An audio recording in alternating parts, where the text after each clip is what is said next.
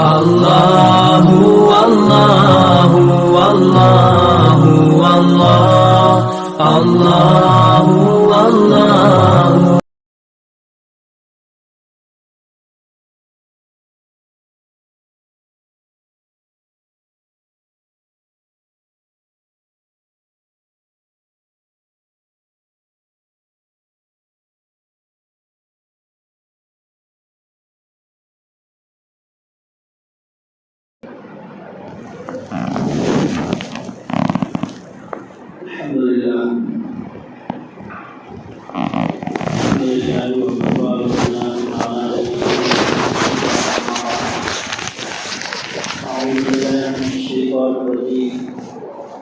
بسم اللہ الرحمن الرحیم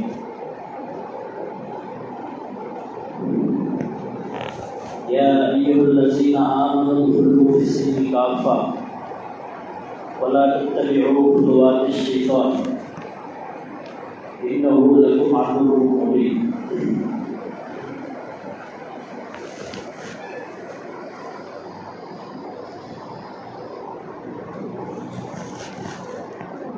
سامعین محترم،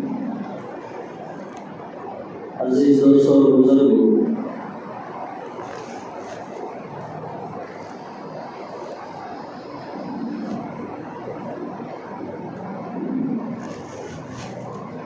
اسلامی تاریخ ماہ محرم سے شروع ہوتی ہے اور ذی الحجہ پر ختم ہوتی ہے، اور عیسوی کیلنڈر کے حساب سے ان کا سال جنوری سے شروع ہوتا ہے اور دسمبر پر ختم ہوتا ہے۔ اسلامی تاریخ کی جو ابتدا ہوئی وہ ہجرت سے ہوئی۔ حضرات صحابہ نے اسلامی تاریخ کی ابتدا جس واقعے کی بنیاد پر رکھی وہ ہجرت کا واقعہ ہے۔ حالانکہ سیرت و تاریخ میں اور بھی بہت اہم واقعات موجود ہیں، جیسے نبی صلی اللہ علیہ وسلم کی ولادت، آپ کو نبوت کا دیا جانا، معراج کا واقعہ ہے۔ یہ تمام اہم واقعات کو چھوڑ کر صحابہ نے ہجرت کو ترجیح دی۔ خود صحابہ فرماتے ہیں الہجرت فرقت بین الحق والباطل، ہجرت حق اور درمیان فرق کرنے والی، یعنی آپ صلی اللہ علیہ وسلم مکے سے مدینے کو ہجرت کر کے گئے تو وہاں سے دونوں کے درمیان بالکل فرق نمایاں نظر آتے ہیں۔ اور اسی طرح یوم ہاجر رسول اللہ صلی اللہ علیہ وسلم ترک ارض الشرک، رسول اللہ صلی اللہ علیہ وسلم جس دن ہجرت کر کے گئے اس دن شرک کی زمین کو چھوڑ دیا۔ تو یہ جو واقعہ ہے ہجرت کا، یہ حق اور باطل کے درمیان فرق کرنے والا ہے۔ اس سے یہ بات اچھی طرح سمجھ میں آ گئی کہ اسلام حق ہے اور اس کو ختم کرنا ممکن نہیں ہے، اگرچہ اس کے خلاف ہزارہ سازشیں کوششیں کی جائیں۔ یہ دین حق اللہ کی طرف سے آیا ہے، کس کی طرف سے آیا ہے؟ اللہ کی طرف سے آیا ہے، جو ہر حال میں ابھر کر رہے۔ یہ تو اسلامی جو ہے سال کی ابتدا کی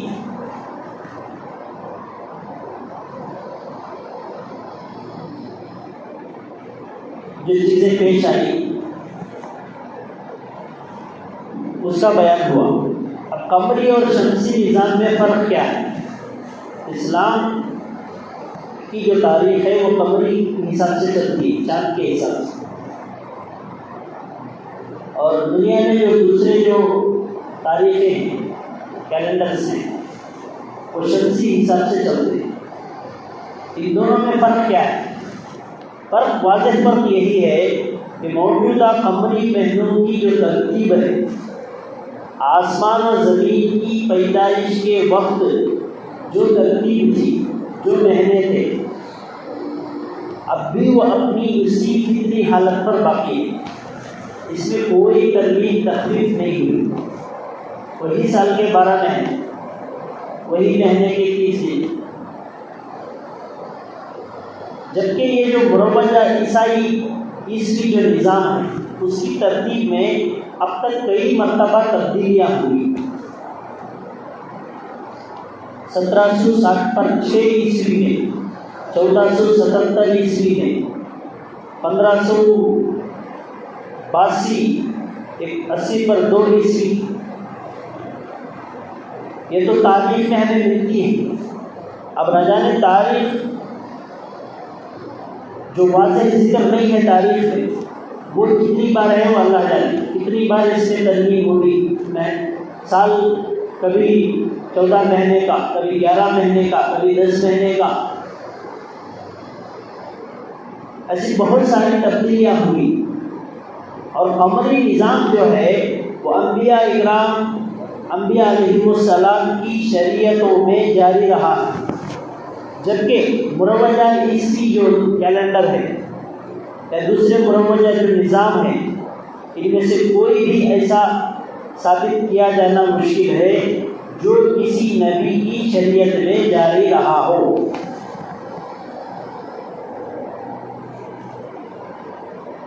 اب قمری تاریخ کی شرعی اہمیت کیا ہے؟ جیسا کہ محرم الحرام ہمارا اسلامی کیلنڈر کا سب سے پہلا مہینہ ہے، جس طرح انگریزی کیلنڈر کا پہلا مہینہ جنوری ہے، مگر ہم میں سے اکثر و بیشتر لوگ انگریزی تاریخ اور اس کی ابتدا و انتہا سے تو واقف ہیں، مگر اسلامی تاریخ اور اس کی ابتدا و انتہا سے جاہل و غافل رہتے ہیں۔ بسا اوقات محرم الحرام کا مہینہ آتا ہے اور چلا بھی جاتا ہے، اور بہت سے مسلمانوں کو اس کی خبر بھی نہیں ہوتی کہ کب محرم کا مہینہ آیا اور کب چلا گیا۔ اس کے برعکس جب جنوری کا مہینہ شروع ہوتا ہے، جبکہ 25 دسمبر جب آتا ہے، تبھی سے ہلہ گلہ ہوتا ہے،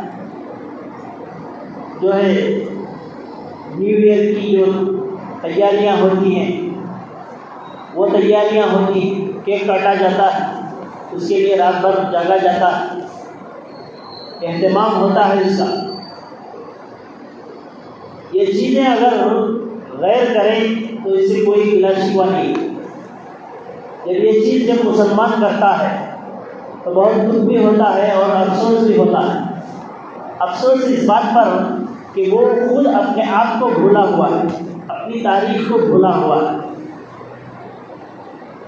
جبکہ ہمارے بہت افسوس سے یہ بات کہنی پڑ رہی ہے کہ ہمارے جو مسلم نوجوان طبقہ ہے، ان میں اکثر و بیشتر وہ طبقہ ہے جو دنیا بھر کی چیزوں کو یاد رکھتا ہے، لیکن اسلامی مہینوں کے نام، اسلامی جو ہے دنوں کے نام وہ تک انہیں یاد نہیں ہوتا۔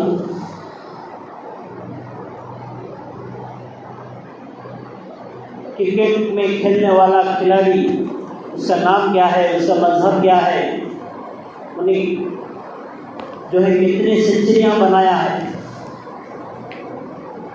اس کے رنز کتنے ہیں، اس کا خاندان کون سا ہے، اس کا قبیلہ کون سا ہے، اس کا ملک کون سا ہے، اس کی ریاست کون سی ہے، یہ سب مسلمانوں کے نوجوانوں کو یاد رہتا ہے۔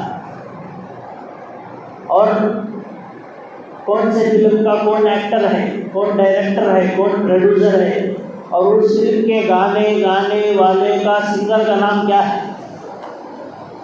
یہ تمام چیزیں ایک عام مسلمان بچے کو یاد ہوتی، لیکن اسلامی تاریخ اور اسلامی جو ماہ کے نام ہیں وہ اسے یاد نہیں ہوتی۔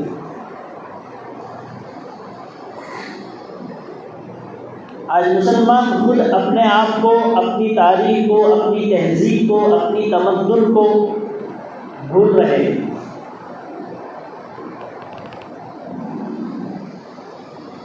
اسی لیے قرآن میں اللہ تبارک و تعالیٰ ارشاد فرماتے ہیں یا ایھا الذین آمنوا ادخلوا فی السلم کافہ، اے ایمان والو اسلام میں پورے کے پورے داخل ہو جاؤ۔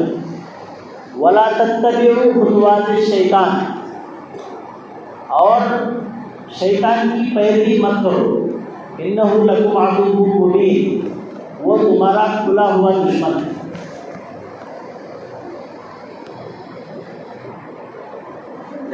اصل میں جو یہودیوں کی طرف سے رائج کردہ جو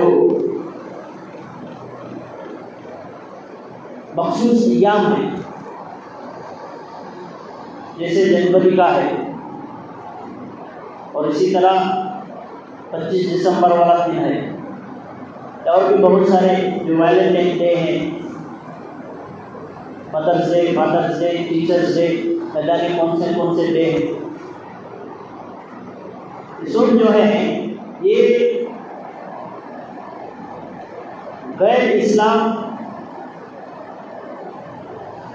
یعنی جو اسلام کو ماننے والے نہیں ہیں ایسے لوگوں کی ایجاد کرتا ہے، اور ان میں اکثر و بیشتر وہ ہیں جو اسلام اور مسلمانوں سے جو ہے دشمنی رکھتے ہیں، اور اس کے منانے کے پیچھے بھی سازش ہے۔ جبکہ فادرس ڈے، مدرس ڈے مناتے ہیں سال میں ایک بار،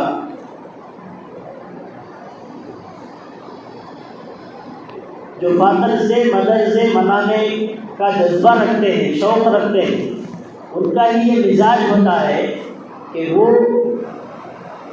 ڈیوٹی کے نام پر، شادی کے نام پر اپنی اولاد، اپنے ماں باپ کو اپنے سے دور رکھتے ہیں، گھروں میں کتے بلیاں پالتے ہیں، مگر ماں باپ کو رکھنا پسند نہیں کرتے۔ یہی لوگ سال میں ایک مرتبہ فادرس ڈے، مدرس ڈے منا کر ماں باپ پر احسان جتلانا چاہتے ہیں،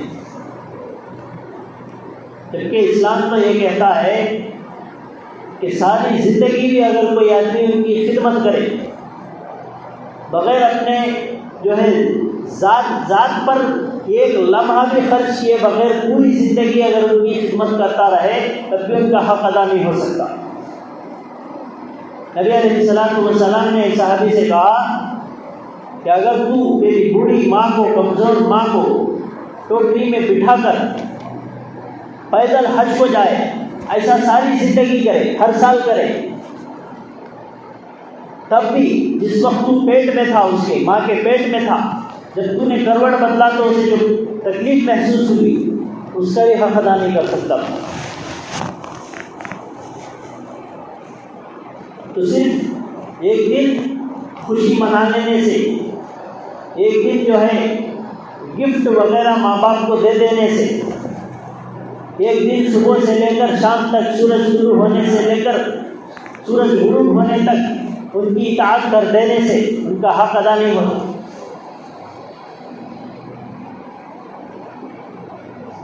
اور یہودیوں کی جو سازشیں ہیں ان میں سے ایک سازش یہ بھی ہے، دنیا میں مختلف قومیں وجود پذیر ہوئی، بہت سارے قومیں آئیں دنیا میں، اور اپنے مدت تک رہ کر ہمیشہ کے لیے سب ہستی سے مٹ گئے، ختم ہو گئے۔ لکل امت اجل، ہر قوم کے لیے ایک مقررہ وقت متعین ہے، اور کچھ قومیں ایسی ہوئی ہیں جو مذہبی تعلیمات کو پس پشت ڈال کر، مذہبی تعلیمات کو چھوڑ کر ہلاکت و بربادی کی راہ پر گامزن ہوئی، جن میں سر فہرست عیسائی اور یہودی۔ قرآن کریم ان کے مکر کو، ان کے فریب کو، بغض کو، حسد کو، افتراء کو، دغا بازیوں کے سلسلے میں رد اللسان جگہ جگہ پر آگاہ فرمایا ہے۔ قرآن حکیم نے مذہب سے منحرف قوموں میں سب سے بدترین قوم یہود و نصارہ کو بتایا۔ رسول اللہ صلی اللہ علیہ وسلم نے یہود و نصارہ کی چال بازیوں سے امت کو آگاہ فرمایا۔ یریدون ان یطفئوا نور اللہ بافواہہم واللہ متم نورہ ولو کرہ الکافرون، یہ لوگ اسلام کو، حق کے چراغ کو بجھانا چاہتے ہیں۔ واللہ متم نورہ ولو کرہ الکافرون، اللہ اس چراغ کو، اس نور کو، اس حق کی برکت کو تمام کر کے رہے گا۔ متم نورہ ولو کرہ الکافرون، اسے ابھار کر رہے گا، اس چراغ کو آباد کر کے رہے گا، اگرچہ کہ یہ جو ہے کافروں کو یہ پسند نہ آئے۔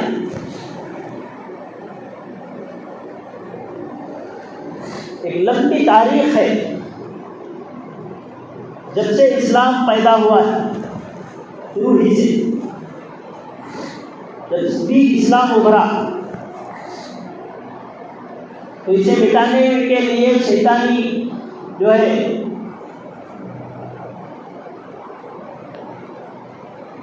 شیطان کے جو بہکاوے میں آ کر اسے مٹانے والے، اسے ختم کرنے والے ہر دور میں پیدا ہوئے، اور اسے طاقت کے بل بوتے پر، حکومت کے بل بوتے پر، نہ جانے کون سی سازشوں سے اسے مٹانے کی کوشش کی۔ لیکن جب انہوں نے دیکھا کہ مسلمانوں کو میدان جنگ میں مات دینا ان کے بس کی بات نہیں ہے، تو انہوں نے باہمی تعاون اور اشتراک اور اشتراک عمل سے سوچا کہ مسلمانوں کے ایمان پر حملہ کیا جائے۔ آج اصل میں کیا ہے، آپ لوگوں کو ایک بات معلوم ہونی چاہیے،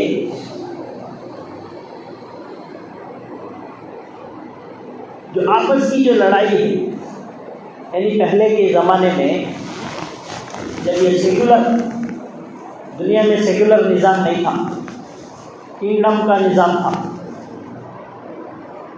جس کے پاس طاقت ہے، جس کے پاس قوت ہے، وہ کسی بھی ملک پر، کسی بھی ملک کے ملٹری کو ہرا کر وہ اپنا جھنڈا وہاں گاڑ سکتا تھا، وہاں اپنی حکومت قائم کر سکتا تھا۔ یہ دور ختم ہونے کے بعد سے آمنے سامنے لڑی جانے والی جنگ بالکل ختم ہو گئی، اب ہے تو بھی وہ ناک کے برابر۔ اب صرف جو جنگ ہے نظریاتی جنگ ہے۔ کون سی جنگ ہے؟ نظریاتی جنگ ہے۔ اب ان 1400 سالوں میں ہمارے ہندوستان میں جو ہمارے اور غیروں کے درمیان جو جنگ چل رہی ہے وہ بھی نظریاتی جنگ ہے۔ کسی بھی طرح ان کو ڈرخوف میں رکھا جائے تاکہ یہ مجبور ہو کر ظلم کے آگے گھٹنے ٹیک کر اپنے مذہب کو تبدیل کر دیں۔ اس واسطے جی بلا سے بلانی گھر واپسی بل، یہ بل، وہ بل۔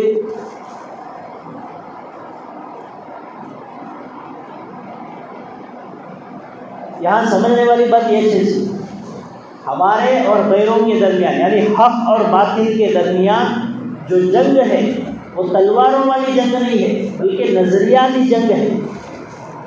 ان کو یہ اچھی طرح معلوم ہے کہ اسلام کو ظلم زبردستی تلوار کے زور پر، بندوق کے زور پر مٹایا نہیں جا سکتا۔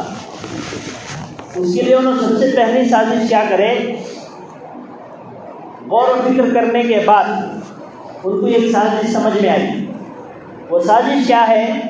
مسلمانوں کے اندر سے شعائر اسلام کو نکال کر عیسائیت کے شعائر کا رنگ دے کر پیش کیا جائے۔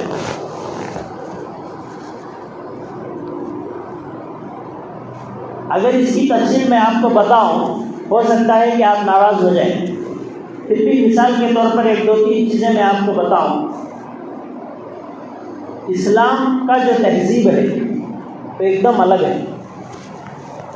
ہم لوگ باپ دادا کے زمانے سے مسلمان ہونے کے باوجود ظاہر ہمارا اسلامی نہیں ہے، ہمارا جو لباس ہے وہ بھی اسلامی نہیں ہے، بلکہ میں آپ کو بتاؤں ہمارے گھر میں جو بھی چیز مستعمل ہے، جو چیز بھی ہم صبح سے لے کر شام تک استعمال کر رہے ہیں، وہ تمام کی تمام مصنوعات ان کی ہی ہیں، غیروں کی۔ ہم لوگ مسواک استعمال کرنے کے عادی تھے، انہیں کیا کرے آپ؟ برش دے ڈالے ہاتھ میں. جیسے ہی برش آیا مسواک بھی ختم ہو گیا, مسواک کی اہمیت بھی ختم ہو گئی. سمجھ رہے ہیں باتیں؟ تو ایسی بہت ساری مثالیں میں آپ کو دے سکتا ہوں.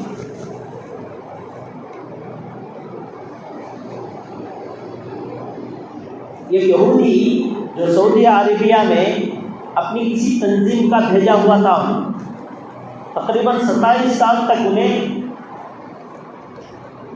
اپنے مذہب کی تبلیغ کی نیت سے وہاں رہا. 27 سال کے بعد جب اس سے سوال کیا گیا, پوچھا گیا کہ بھئی تو 27 سال کے عرصے میں کتنے مسلمانوں کو یہودی بنایا, تو اس نے یہی کہا تھا کہ میں ان کے ظاہر کو تو نہیں بدلا, اور ہمیں ظاہر کو بدلنے کی اور ظاہر کو بدلنے پر محنت کرنے کی ضرورت بھی نہیں ہے, بلکہ میں نے ان کے ظاہر میں ہو یا باطن میں ہو ہر چیز میں یہودی رنگ کو رکھ دیا ہے. اب اس کے بعد آنے والی جو بھی نسل ہوگی وہ دیکھنے میں سننے میں مسلمان ہوگی, لیکن اس کا ہر کام ہمارے طریقے پر ہوگا.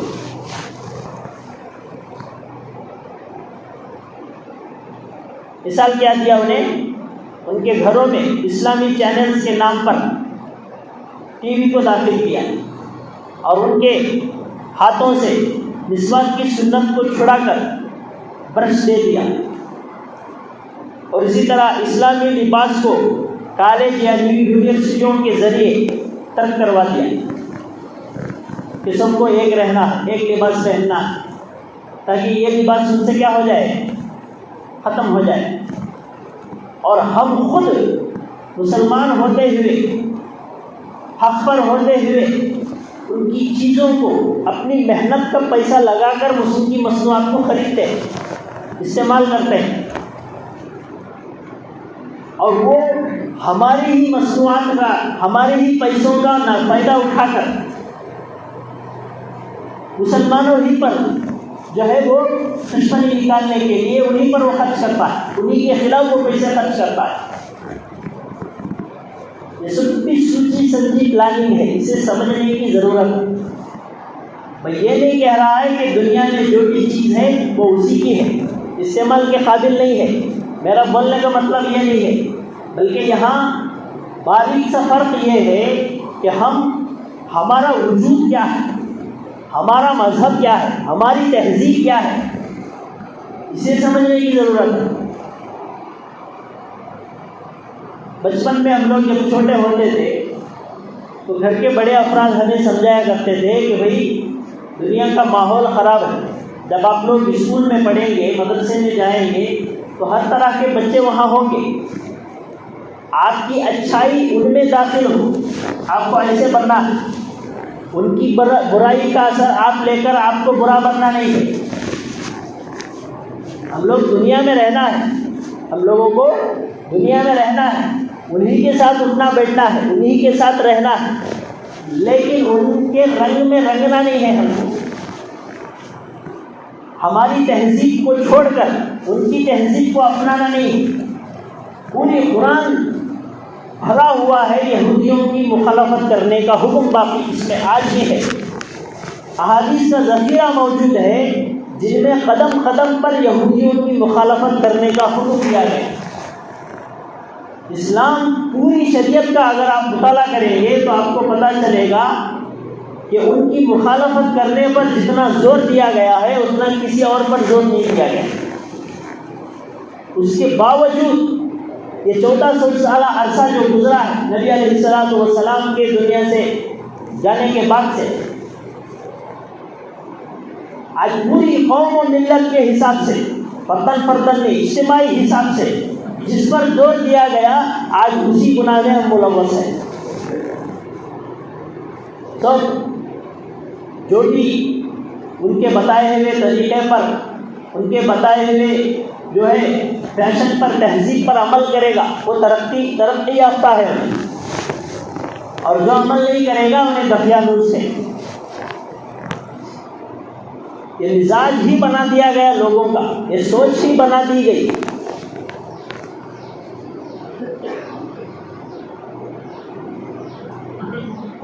ان کے ہمارے استعمال کے ہر چیز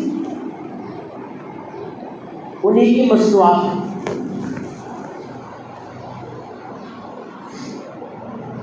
اور پوری دنیا کو کنٹرول کرنے کے لیے وہ لوگ پوری دنیا کی طاقت کو، پوری دنیا کی سرمایے کو اپنے کنٹرول میں کر لیا.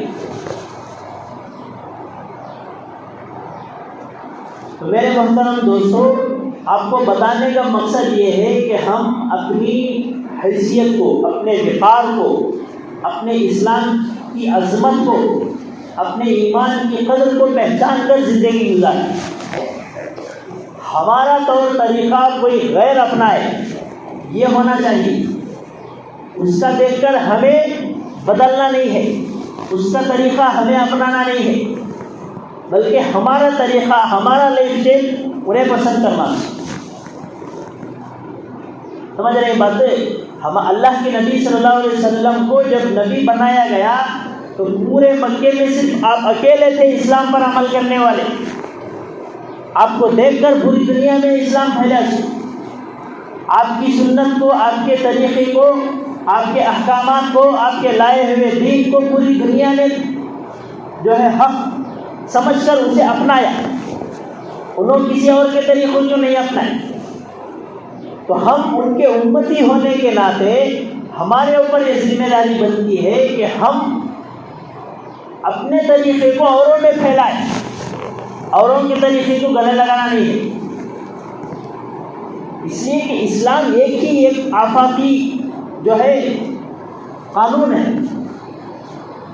یہ کسی انسان کا بنایا ہوا نہیں ہے، اللہ کا دیا ہوا ہے. جو طریقے بھی ہمیں جو اسلام نے دیا ہے وہ سب کے سب من جانب اللہ، اللہ کی طرف سے آئے ہوئے ہیں. اور یہی پوری دنیا میں اچھے اور احسن ہے. اس کے علاوہ کوئی اور طریقہ، کوئی اور فیشن کیا نہیں ہو سکتا، اچھا نہیں ہو سکتا. اگر اچھا ہوتا تو اللہ تعالیٰ اسی کا حکم دیتا.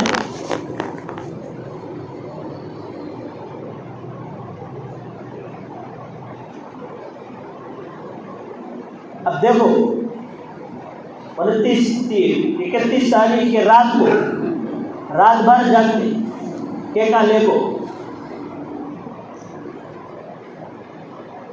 اور ہیپی نیو ایئر کے جو ہے نعرے لگاتے ہوئے کیک کاٹنا، اس میں فضول خرچی کرنا، وہ کھانے کی چیز کو لے کو ہاں لگانا، پٹاخے پھوڑنا، شراب پینا، زنا کرنا.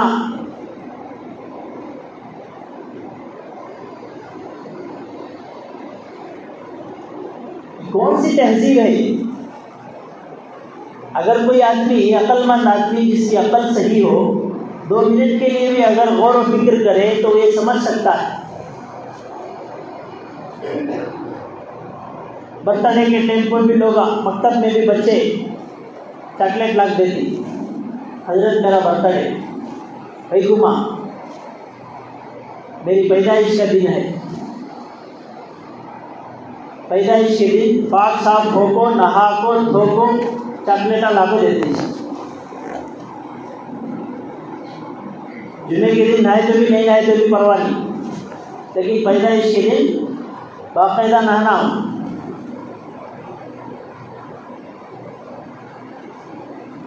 ایک آدمی سے میں سنیا کہ پیدائش کے دن ہمیں کیسا رہتی کہ پورا سال ویسا گزرتا گیا. اس دن بچوں کو رلانا نہیں، مارنا بھی نہیں. جب وہی بچہ، جب وہی بچی دوسرے دن جب آتی ہے تو اس کا چہرہ نہ دھلا ہوا ہوتا ہے، نہ کپڑے دھلے ہوئے ہوتے ہیں. کہ پہلے سال میں پاک تھا تو پورا سال پاک ہونا چاہیے تھا نا. تو عقیدے الگ الگ، عقیدے الگ الگ، تہذیب. اب برتھ ڈے کے دن پہلے تو گھروں میں یہاں ہوتا تھا، اب تو روڈا میں، چورسیا میں، روڈا میں گاڑی کھڑا کر کو، گاڑی پر رکھو. وہ پہلے یہ آوارہ نوجوان بچے رہتی نا، کہاں کبھی جنگلہ میں ہاں کھڑ کو، سگریٹاں پی لے کو، شراب پی لے کو. ایسا دکھتا ہو برتھڈے کا ایسا دکھتا نہیں ہو کون کی چاہتے ہیں بیٹھ کو سگریٹ پی لے کو شراب پی لے کو بیٹھی کر لے کو سمجھنا ویسا دکھتا ہو. تو ایسے عجیب عجیب طریقے جسے دیکھ کر کوئی عقل مند بھی یہ کہنے پر مجبور ہو جائے گا کہ یہ تہذیب نہیں ہے, یہ جانوروں والی صفت ہے, انسانوں والی صفت نہیں ہے.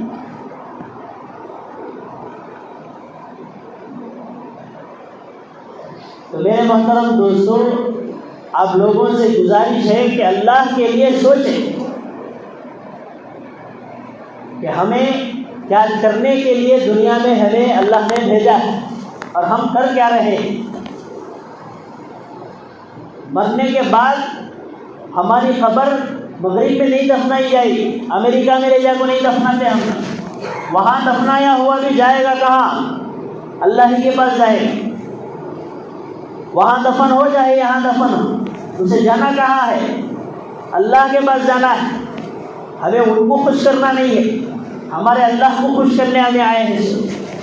کسی اور کو خوش کرنے کے لیے ہم دنیا میں نہیں آئے ہیں, یہ سب فضولات کرنے کے لیے. اس لیے اللہ کے نبی صلی اللہ علیہ وسلم نے فرمایا کہ جو چیزیں میں سن رہا ہوں, جو میں دیکھ رہا ہوں, اگر وہ تم لوگوں کو بھی دیکھنا اور سننا نصیب ہو جائے تو تمہاری نیندیں اڑ جائیں گی, تم رونا بند کر دو گے, ہنسنا بند کر دو گے, زندگی بھر رو گے.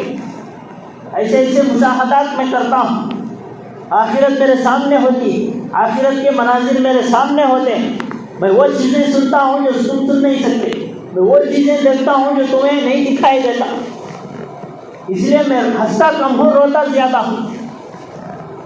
کھلکھلا کر ہنستے ہوئے آپ کو کسی صحابی نے نہیں دیکھا کبھی بھی پوری زندگی.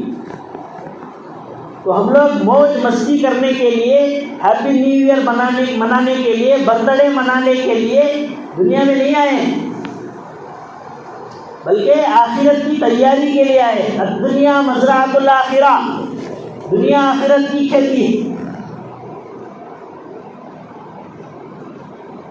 تو ہم کو یہ سمجھنا ہے کہ ہم ان فضولات میں, ان بیکار کی بکواس کی چیزوں میں اپنی زندگی کو, اپنی جو ہے محنت کی کمائی کو خرچ کرنے کے بغیر. میں آپ کو ایک مثال دیتا ہوں. جب برتھ ڈے آتا کسی کا, کسی اچھے خاصے گھرانے کا, کسی امیر آدمی کا, تو بہت پیسہ خرچ ہوتا. آزو بازو والوں کو بلاتا, کھلاتا پلاتا, کیک بھی اچھا اعلیٰ معیار قسم کا, اچھے بیکری کا لاگو. یہی کسی گھر کے بازو ایک غریب لڑکی جسے اچھے کپڑے بھی میسر نہیں رہتے, کبھی اس کا خیال نہیں کرتا. اور وہ کیک جو لایا جاتا ہے وہ کھاتا کم ہے اور ضائع زیادہ ہوتا ہے. یہاں لگا لے کو, وہاں لگا لے کو, ہاتھ تھوپ لے کو, یہاں تھوپ لے کو, عجیب تماشا رہتا ہو. اسی لیے اللہ کے نبی صلی اللہ علیہ وسلم نے فرمایا, قرآن میں خود اللہ تبارک و تعالیٰ ارشاد فرماتا ہے کہ اسراف کرنے والا, فضول خرچی کرنے والا شیطان کا دوست ہوتا ہے. فضول خرچی کو شیطان پسند کرتا ہے. ہمیں کم از کم انسانیت تو ہمارے اندر آنا. تو یہ چیزیں ہیں جو ہمیں قدم قدم پر یہ بتا رہی ہے کہ ہم لوگ بالکل سراسر صراط مستقیم سے ہٹ کر گمراہی کے راستے پر چل رہے ہیں. پھر بھی یہ ہماری امید ہے کہ ہمیں جنت مل جائے, پھر بھی ہمیں یہ امید ہے کہ ہمیں دنیا کی ساری نعمتیں اوروں کے بجائے ہمیں مل جائیں, جبکہ ہمارا خود 100% قدم ہمارے دین میں, ہمارے شریعت میں, ایمان پر نہیں ہے. جب ہمارے قدم 100% اس میں آ جائیں گے تبھی اللہ کی مدد آئے گی, تبھی ساری نعمتیں ہمیں میسر آئیں گی.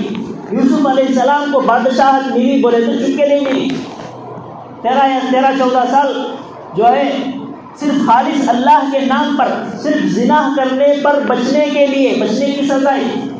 زنا سے جب ان کو زنا کی دعوت دی گئی زلیخا کی طرف سے تو آپ نے منع کر دیا, تو اس بات پر آپ کو 13 سال جو ہے قید خانے میں ان کی سزا کاٹنی پڑی. جب اس چھوٹی غلطی پر اتنی بڑی جب سزا ملی تو اللہ تعالیٰ انہیں انعام بھی اتنا بڑھا دیا کہ غریب خاندان کے غریب گھر کے بچے کو کیا بنایا؟ بادشاہ بنایا۔ تو یہ کب ہوا ہے؟ جب 100% ان کے قدم شریعت میں آئے تب بنا ہے۔ تو اسی طرح ہمیں بھی جب اللہ کی مدد آنی، آج بھی آئے گی، اللہ تب بھی اللہ ہے، آج بھی اللہ ہے، وہی تب بھی جو ہے وہی رحمتیں، وہی برکتیں، وہی مدد آج بھی آئے گی۔ بس شرط کیا ہے؟ ہمارے اپنے قدم ہمارے دائرے میں نہیں ہے، ہمارے گھر میں ہمارے قدم نہیں ہے، تو سایہ کہاں سے ملے گا؟ جب تک ایک انسان کسی چھت کے نیچے نہیں جائے گا اس وقت تک سایہ اسے میسر نہیں آئے گا۔ اسی طرح ہمارا قدم بجائے دین و ایمان کے چھت کے نیچے کے کہیں اور ہے، باہر ہے، تو ہمیں سایہ کہاں سے ملے گا؟ تو پورے مسلمانوں کو اجتماعی طور پر ہمیں سائے کی ضرورت ہے۔ تو اسی کی فکر میں ہمیں پوری زندگی گزارنا ہے۔ اوروں کے طریقوں پر اوروں کی مشابہت اختیار کرنے سے ہمارے دین دنیا کا فائدہ ہونے والا نہیں ہے، الٹا نقصان ہی، دنیا بھی برباد، آخرت بھی برباد۔ کریں گے ہم انشاءاللہ۔ اللہ ہم سب کو عمل کی توفیق نصیب فرمائے۔ آمین۔ وآخر دعوانا الحمدللہ۔